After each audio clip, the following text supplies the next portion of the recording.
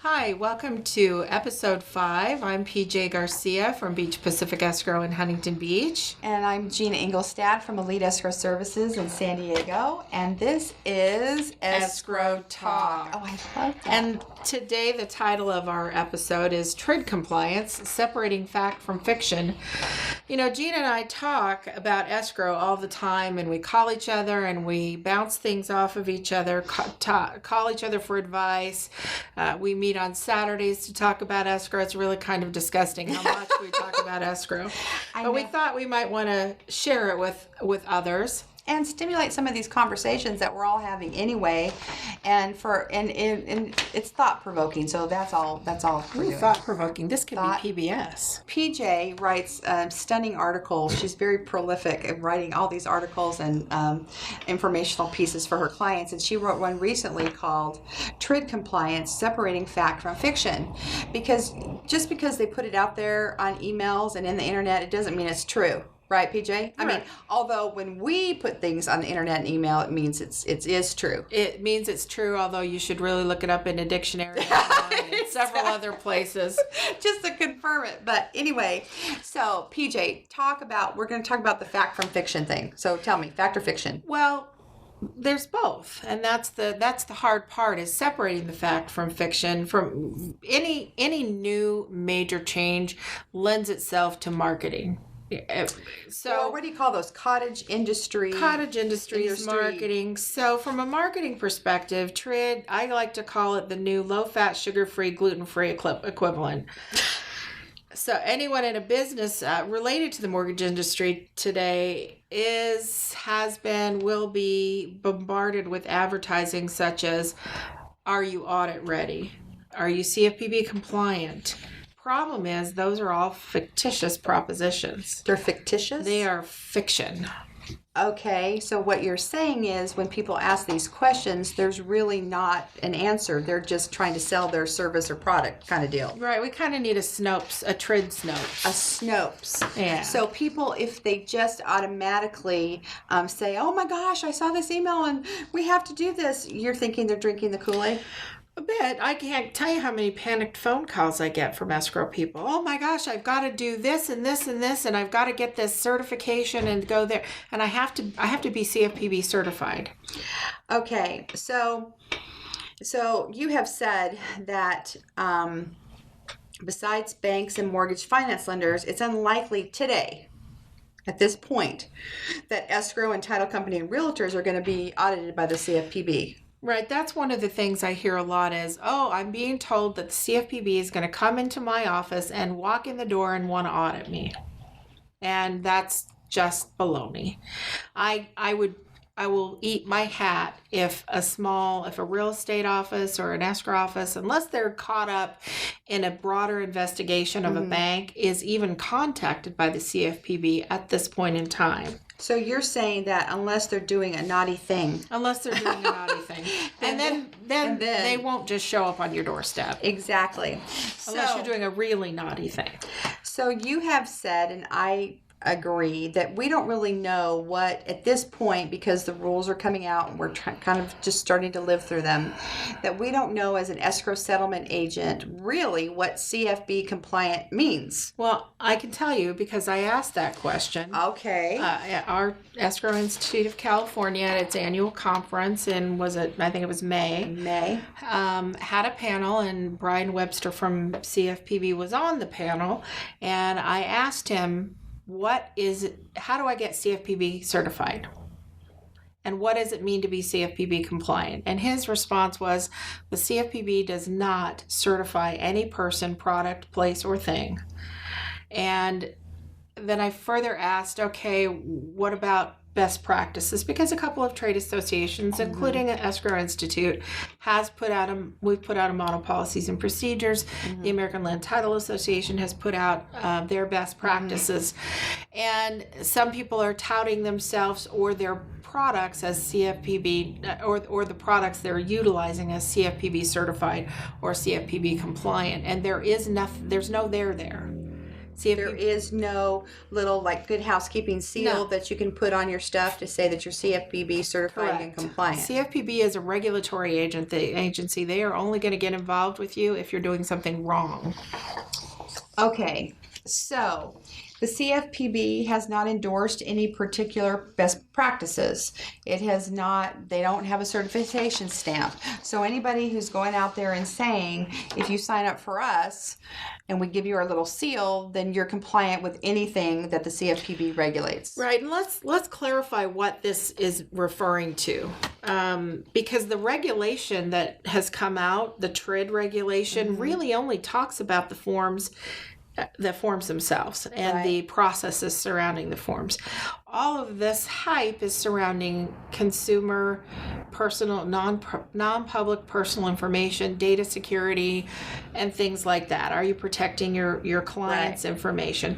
These duties are duties that the licensed escrow company and others in California have had since our inception. We're already doing that. And we already do it. And sure, should we be taking a look at the processes given the evolution of technology and the internet? Absolutely. These are things we must do, and the way we do them and how we protect that information becomes a business decision, because let's face it, we are never going to be 100%, nobody's 100% hack proof. Well, and I think I told you, the other day is, I was talking about my payroll, and I used to get it and they used to mail it to me. And those are the days before the payroll companies would redact the Social Security numbers. And we all know in our world what redact means, right? They take off the number, whatever. Anyway, so one day, the mailmen had those little push cart things where they had the mail. And I was walking downtown, and the mailman had left his little push cart outside of the building, where he went inside the building to put the mail in the little slots. And I happened to be walking by, and lo and behold, what was on top was a payroll envelope that looks just like the payroll envelopes that my people would get. And I went, whoa, okay. But what it causes you to think is, when are we not going to trust the mail? I mean, the mail has been out there. It sits in our mailbox, maybe. And it's vulnerable. I've had checks stolen out of my mailbox. I've had customers whose mailboxes were broken into. So what really needs to happen today? This is a really good time to take a pause and look at what you're doing. We need to have policies in our offices, not only to protect our customers, to protect our employees, to protect ourselves. So it's a good time to do an analysis, not because the CFPB came out and said so, but because in issuing a reminder after they took over as the big agency over the other agencies, they sent out a reminder to the banks that said, remember, you're responsible to supervise your service providers and vendors. And that was reiterating guidance going back into the 90s, and that sort of blew into this, oh my gosh, the lender, I'm the lender, I now have to vet everybody that touches the transaction, title, escrow, everybody else in the world, and the lender's going to come into your office and do a spot inspection. Well, the challenge is that some lenders think that's what they're supposed to do, and many of us know that that's really not what the intent, what we have been told the intent is. Right. CFPB has confirmed verbally to several trade associations and California, Washington state regulators that was not their intent. They were only reiterating guidance. But understandably, because of the magnitude of this agency and the power that they have, lenders are getting conflicting messages, and they're concerned about what their liability is. So they're reacting out of fear and lack of knowledge. And we need some resolution to come forward on that. And we're working on that. Our trade organizations is working on that individually. And part of the problem is if they're if they're basically in charge of all the everybody in the transaction, who works for the buyer and seller, and that's particularly a problem for escrow companies because our job is to be a neutral third party fiduciary. So when we're talking about certifications and being compliant, we hear the words thrown around today, an SSAE 16 audit or a SOC audit. That if we do this and we invest in this audit, then we are compliant with the CFPB and we're good. We have that housekeeping seal of approval, and that isn't true. CFPB, remember, the answer to my question was CFPB does not endorse or certify any person, place, or thing or product. So if you choose to have this SSAE 16 audit, which is that someone comes in and performs a specific kind of audit to say that at that time and place and that day that you are complying with all your policies and procedures and whatever that includes. There's a self-certification element. Right. There's also, these are typically done by accountants, and they will do some checking to make sure that what you say is there, but they're not software engineers. They're not internet technology specialists. They're accountants. So there's still a lot of self-certification in that, and it's a very expensive audit, and it's not a one-time cost. And it's not something that, again, that if you have that, then it's going to give you the it's pass. Not the keys to the kingdom. No. So I think that we need to, all of us are going to need to make business decisions about this and know that, first of all, in my opinion, I don't think that we should be, our particular industry should be vetted by a lender, because we do already have a regulator here in California that does a lot of those things. We have to get a license to perform escrow services. We have to be members of the Escrow Agents Fidelity Corporation. We have to have a bond. We have to have an annual audit. There's many things that our profession already has in place. We're also required to have an initial Department of Justice state and federal background check, which is open. And it's ongoing, right? That means that if something changes, our regulator is notified. So a lot of those things are already being done that seem to be concerns for the lenders, and they're struggling with, what does this mean? And if it means I'm responsible, what do I have to do so that if something happens here, I'm not going to be hit with a big, with the CFPB jumping down my throat. And really, if what some of the worst case scenarios I've heard are true, they've made regulators out of lenders and banks, and that's completely inappropriate. And the lender should not be, we're a neutral third party. There's many times that we, as an escrow person, we will stand up and say, look, we're not ready to close the conditions of our transaction. You can't fund it yet, whatever the deal may be, because we're being that neutral third party and saying. And if the lender is in charge, then that kind of... If their response is, if you don't do this now, today, you will be blacklisted and you will not be able to participate in transactions that our company is involved with, that's a huge thing. That's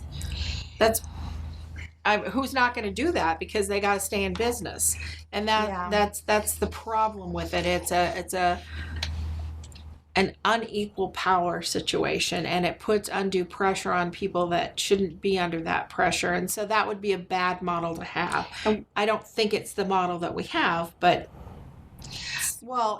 today, but if we continue to let the lenders be in that driver's seat, so to speak, then it could be someday if the government ever came out and said, yes, that's what we meant, then we'd be in that position. Until then, it's a struggle between two industries who are really just trying to do their job and help the consumers get their transaction, buy and sell their homes, and do one of the largest financial transactions most people do in their lives. So what we believe, or I'm going to say I believe, and you can say yay or nay, that if you are struggling with this, and if you feel that you have been, I'm going to put in quotes, vetted by your regulator, and that some of these things might be crossing the line, you need to join with your trade organizations. You need to belong, and you need to kind of put your voice in that whole with all those other voices to say, look, this is not quite the way it's supposed to be. Right. We're a fiduciary, we're a neutral third party, we shouldn't be in that position. And if the CFPB has said that was never our intent, then they need to say it in a form that the lenders understand it. And we've requested that, and we really hope at some point they will, and frankly, so do the lenders, because they're just looking for clarity. Because the way the bulletin reads, it says it defines as service provider as anyone, going from memory here, who provides a critical service, and it goes on to say who solicits or receives consumer non-public private information, and that's everybody. Exactly. I mean, that's the real estate agents and brokers. Termite company, they have the property address. I don't know, the appraiser. I don't know. Because we really should have a program on what really is the definition of personal non-public private information. It's very expansive, and you don't have to have very much information connected together to have that. That would literally be everyone involved in a transaction. I'm trying to think who wouldn't have that information.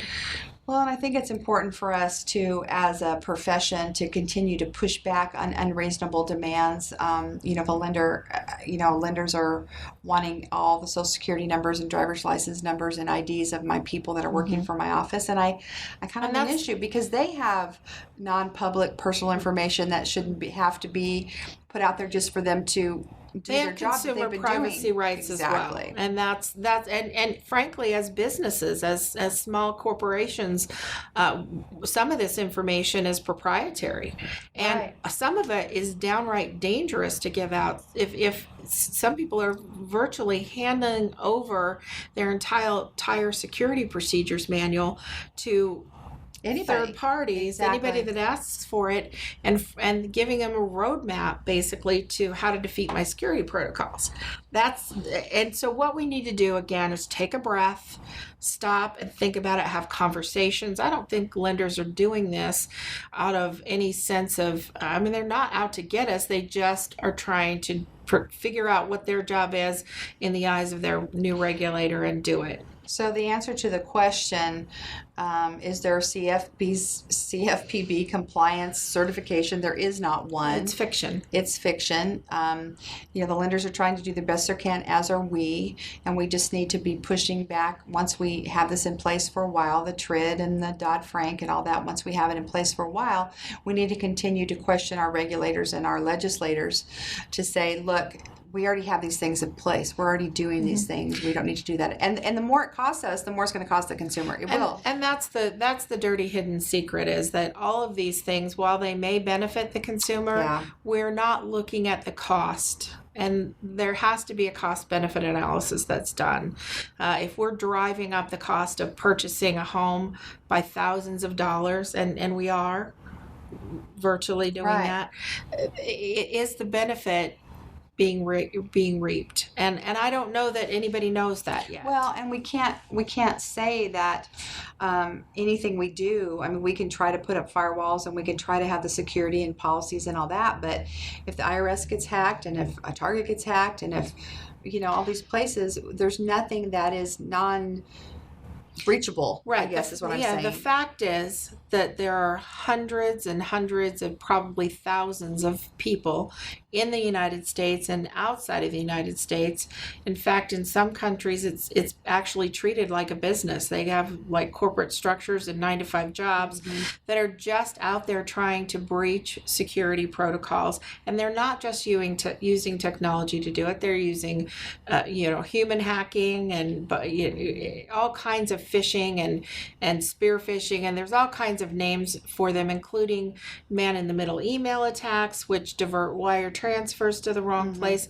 So that's the fact. The fiction is that we can prevent all of it. Exactly. And so the idea is that we need to be aware, be informed, inform our consumers, and inform our employees, and everybody needs to just have a heightened awareness of this and understand that just because that somebody says this is a magic bullet this email encryption is going to save you from everything under the sun, it isn't, and it's fiction, it's marketing. So we need to put on our analytical thinking hats and look at it that way. Well, and you and we're really involved in our trade organizations, and we need to make sure that all of us are doing that so that we're all knowing what our competitors are doing together, how we're reacting to those false things that are out there.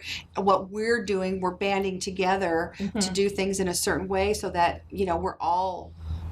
we're all responding appropriately. Right, and one of the nice things about the escrow community pulling together in recent time over some of these things is that's how we find out what's going on in the bad guys world. Is that one, as soon as somebody hears, the bongo drum network gets going, and it's not very long before people are aware of it. Well, so that is probably the end of this installment, this episode of Fact or Fiction, and I'm sure there's going to be some more fact and fiction going on. Probably at least one more episode of that. But in the meantime, thank you for joining us today. We'll see you next time on Escrow Talk.